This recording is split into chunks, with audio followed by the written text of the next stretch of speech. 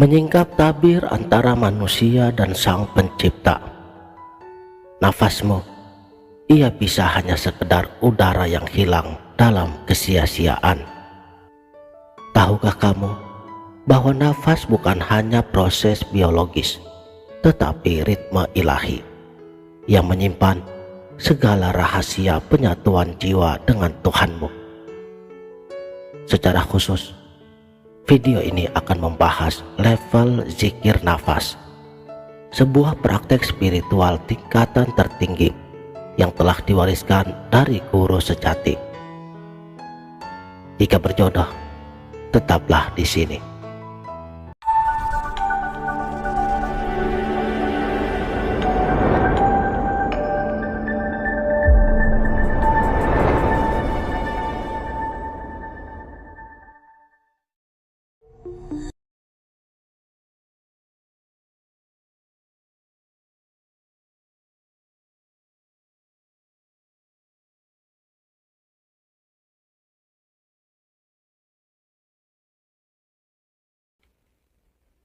Bismillahirrahmanirrahim.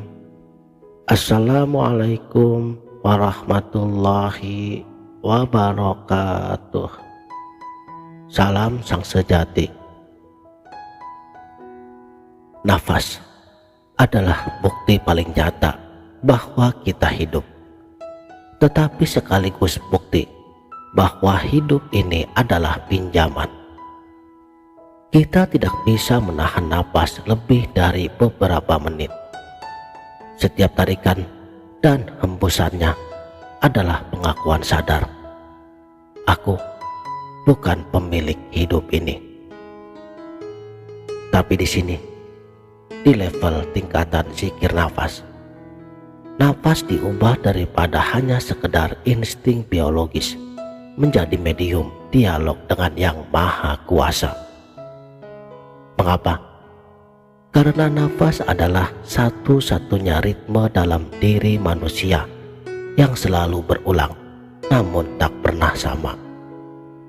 Setiap tarikan adalah momen baru untuk mengingatnya.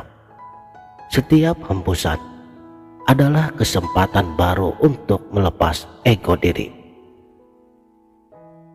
Dan pada nafasmu terdapat tanda-tanda bagi orang yang berpikir. Dan nafas yang kita lakukan kurang lebih 24.000 kali dalam sehari bisa menjadi jalan spiritualitas. Zikir konvensional seringkali dimaknai sebagai pengulangan nama-nama Tuhan dengan lisan, seperti Subhanallah, Alhamdulillah, Allahu Akbar. Tapi di level tertinggi, zikir bukan lagi aktivitas lisan. Ia adalah keadaan, seperti garam yang larut di dalam air. Tidak terlihat, tetapi mengubah segalanya. Level zikir nafas mengajak kita untuk melampaui batas-batas zahir. Karena di sini, setiap sel tubuh dijadikan alat zikir. Setiap tarikan nafas adalah Asmaul Husna yang masuk ke dalam paru-paru kita, terus mengalir di dalam darah, menyentuh jantung, dan memancar keluar sebagai energi ilahiyah. Saat menarik nafas, kita mengucap "hu" di dalam hati. Saat menahannya, kita merasakan kehadirannya di setiap pori-pori kita. Dan kemudian pada saat menghembuskannya, kita melepaskan segala yang bukan dia. Makanya di dalam hati keluarlah kalimat Allah sebagai perwujudan la maujud illallah. Ini bukan teknik pernafasan biasa. Ini adalah proses mikraj harian. Proses penyucian jiwa lapis demi lapis, seperti memahat permata yang tertimbun lumpur. Baginda yang mulia Rasulullah Shallallahu Alaihi Wasallam, beliau bersabda, zikir yang paling utama adalah la ilaha illallah. Tapi di tangan para arifin billah, kalimat ini tidak lagi sekedar diulang dengan lidah, melainkan harus dihayati dengan nafas. La ilaha, tarik nafasmu. Illallah, hembusan nafasmu. Setiap siklus nafas adalah deklarasi tauhid yang hidup. Level zikir nafas memiliki 3 tingkatannya, dan masing-masing mencerminkan ke dalam hubungan hamba dengan Tuhannya. Untuk lapisan yang pertama, zikir an-nafas asy-syahadah, zikir nafas kesaksian. Di sini setiap nafas disinkronkan dengan kesaksian la ilaha illallah. Tarikan nafas la ilaha, tiada Tuhan, dan hembusannya illallah, kecuali Allah. Fase ini melatih pikiran kita untuk menyangkal segala Tuhan-Tuhan palsu seperti harta, tahta, nafsu, bahkan diri kita sendiri. Untuk lapisan yang kedua, zikir an-nafs al-wujud, zikir nafas eksistensi. Dan pada tingkatan ini, nafas tidak lagi perlu dikaitkan dengan kalimat-kalimat tertentu. Setiap tarikan dan hembusannya langsung dirasakan sebagai manifestasi wujud Tuhan, seperti ikan yang tidak perlu mencari air karena ia telah hidup di dalamnya. Di sini seorang hamba menjadi syuhud bahwa Allah ada tanpa butuh tempat, tetapi semua tempat butuh kepadanya. Lapisan yang ketiga, zikir an-nafs al-fana, zikir nafas kefanaan. Inilah puncaknya, di mana nafas bukan lagi milik seorang hamba.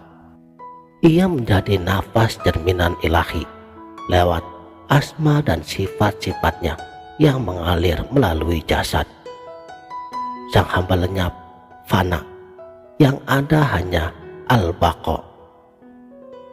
Di fase ini, zikir berubah menjadi sir, di mana penyatuan terjadi tanpa kata, tanpa ritual, hanya keheningan yang berbicara.